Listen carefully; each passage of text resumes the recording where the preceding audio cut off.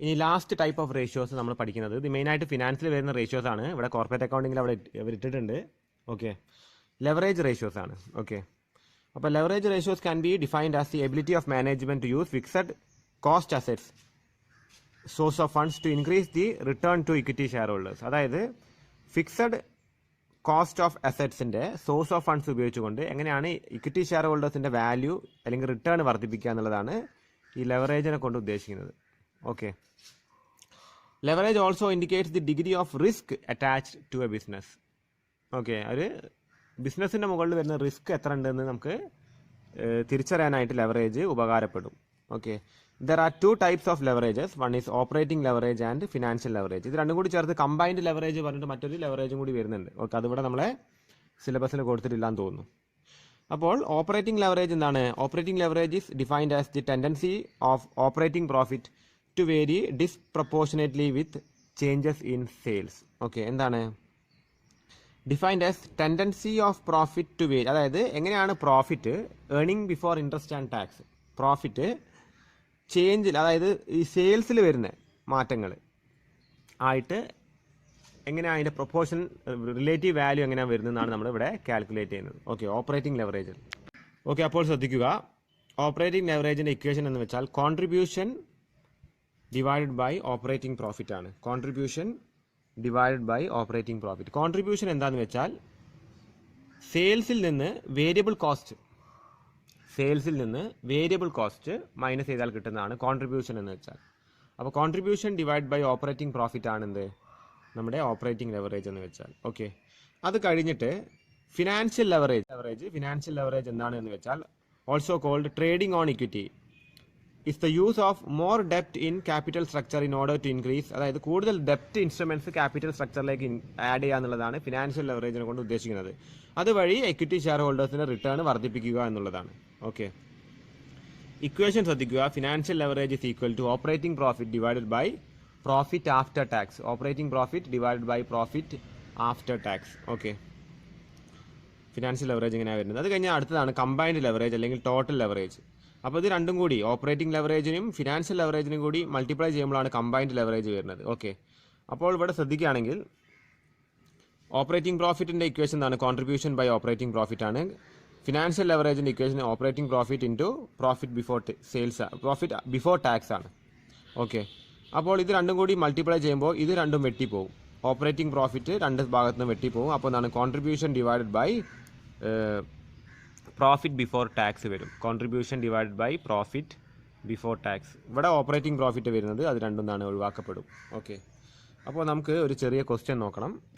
അപ്പോൾ ക്വസ്റ്റ്യൻ നിങ്ങളൊന്ന് ശ്രദ്ധിക്കുക. You are given the following data relating to a company for 2015. Okay, sales കൊടുത്തിട്ടുണ്ട്, cost of sales അല്ലെങ്കിൽ variable cost കൊടുത്തിട്ടുണ്ട്, operating expense കൊടുത്തിട്ടുണ്ട്, ഇൻട്രസ്റ്റ് ചാർജസ് കൊടുത്തിട്ടുണ്ട്, ടാക്സ് റേറ്റ് 30% കൊടുത്തിട്ടുണ്ട്. നമ്മളോട് എന്തൊക്കെയാണ് കാൽക്കുലേറ്റ് ചെയ്യാൻ പറഞ്ഞിരിക്കുന്നത്? Operating leverage, financial leverage, combined leverage. Okay, അപ്പോൾ നമ്മൾ നേരത്തെ കണ്ട ക്വസ്റ്റ്യനിൽ നിന്ന് operating leverage, financial leverage, combined leverage നമുക്ക് കാൽക്കുലേറ്റ് ചെയ്യണം. അപ്പോൾ നമ്മൾ ആദ്യം തന്നെ ക്വസ്റ്റ്യനിൽ നിന്ന് നെറ്റ് സെയിൽസ് എഴുതി വെക്കുക. നെറ്റ് സെയിൽസ് എത്രയാണ് വരുന്നത്? 20 ലാഖാണ് ക്വസ്റ്റ്യനിൽ നെറ്റ് സെയിൽസ് കൊടുത്തിരിക്കുന്നത്. ഓക്കെ, 20 ലാഖാണ് നെറ്റ് സെയിൽസ് ആയിട്ട് കൊടുത്തിരിക്കുന്നത്. ഇനി അതിന് താഴെയായിട്ട് വേരിയബിൾ കോസ്റ്റ് കുറയ്ക്കുക. വേരിയബിൾ കോസ്റ്റ് എത്രയാണ് വരുന്നതെന്ന് വെച്ചാൽ 12 ലക്ഷമാണ് വേരിയബിൾ കോസ്റ്റ് വരുന്നത്. ഓക്കെ, വേരിയബിൾ കോസ്റ്റ് കുറയ്ക്കുമ്പോൾ നമുക്ക് കോൺട്രിബ്യൂഷൻ കിട്ടും. 8 ലക്ഷം വരും. അതാണ് കോൺട്രിബ്യൂഷൻ. ഓക്കെ, സെയിൽസിൽ നിന്ന് വേരിയബിൾ കോസ്റ്റ് കുറച്ചാൽ കിട്ടുന്നതാണ് കോൺട്രിബ്യൂഷൻ. ഓക്കെ, ഇനി കോൺട്രിബ്യൂഷനിൽ നിന്ന് ഓപ്പറേറ്റിംഗ്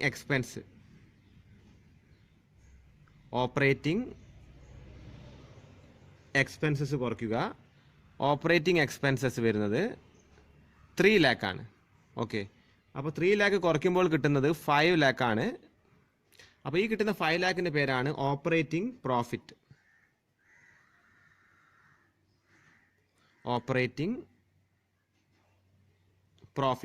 ഓക്കെ, അത് കഴിഞ്ഞിട്ട് ഇതിൽ നിന്ന് ഓപ്പറേറ്റിംഗ് പ്രോഫിറ്റിൽ നിന്ന് ഇൻട്രസ്റ്റ് ചാർജസ് ഇൻട്രസ്റ്റ് ചാർജസ് കുറയ്ക്കുക. ഇൻട്രസ്റ്റ് ചാർജസ് വരുന്നത് 1 lakh ആണ്. ഓക്കെ, അപ്പോൾ ഇൻട്രസ്റ്റ് ചാർജസ് കുറയ്ക്കുന്ന നേരത്ത് വരുന്നത് 4 ലക്ഷം രൂപയാണ്. ഇതിൻ്റെ പേരാണ് profit before tax. Profit before tax. Okay, ഇനി ടാക്സ് റേറ്റും ഇതിൽ നിന്ന് കുറയ്ക്കുക. അതായത് ഇതിൽ നിന്ന് 30% ടാക്സ് റേറ്റ് കുറയ്ക്കുക. ഓക്കെ, താഴെ ഇതാ ടാക്സ് റേറ്റ് 30%. എത്ര വരുന്നുണ്ട്? 1,20,000 ആണ് 30% വരിക. ഓക്കെ, അപ്പോൾ അത് കുറയ്ക്കുമ്പോൾ നമുക്ക് കിട്ടുന്നതാണ് എന്ത്? Profit after tax.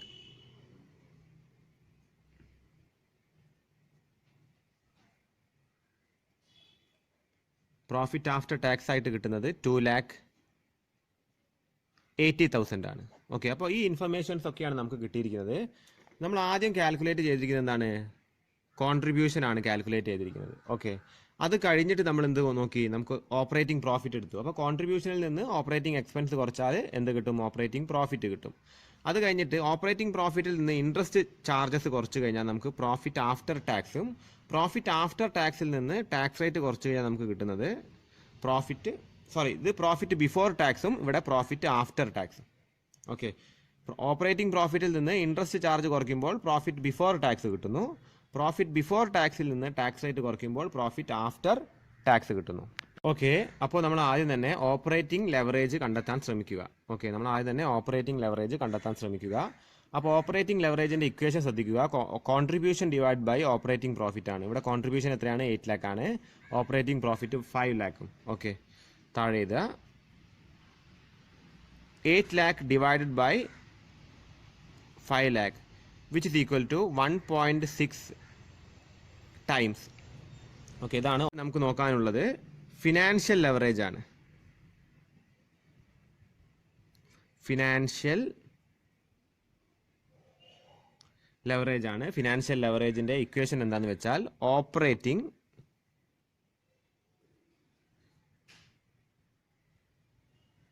Profit divided by profit before tax.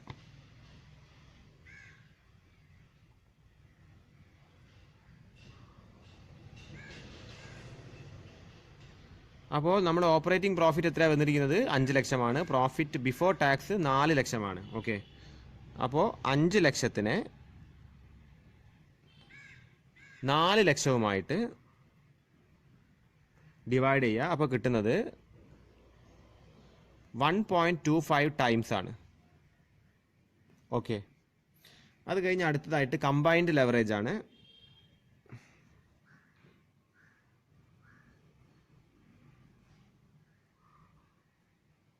Combined leverage.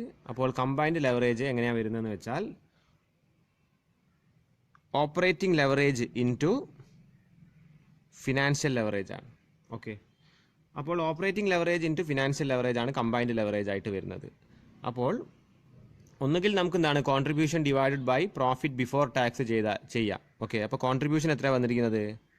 8 lakh divided by 4 lakh എത്രയാണ് വരുന്നത്? 2 ടൈംസ് ആണ് വരുന്നത്. അല്ലെങ്കിൽ നമുക്ക് ഈ 2 ലെവറേജുകൾ, ഓക്കെ, ഇതും കൂടി എന്ത് ചെയ്യാം? മൾട്ടിപ്ലൈ ചെയ്താലും വരുന്നത് 1.6 into 1.25 which is also 2 times. എങ്ങനെ നോക്കിയാലും വരുന്നത് 2 ആണ്. ഓക്കെ, അപ്പോൾ ഇത്രയും കാര്യങ്ങളാണ് കമ്പൈൻഡ് ലെവറേജിൽ പറയാനുള്ളത്, അല്ലെങ്കിൽ ലെവറേജ് റേഷ്യോസിൽ പറയാനുള്ളത്.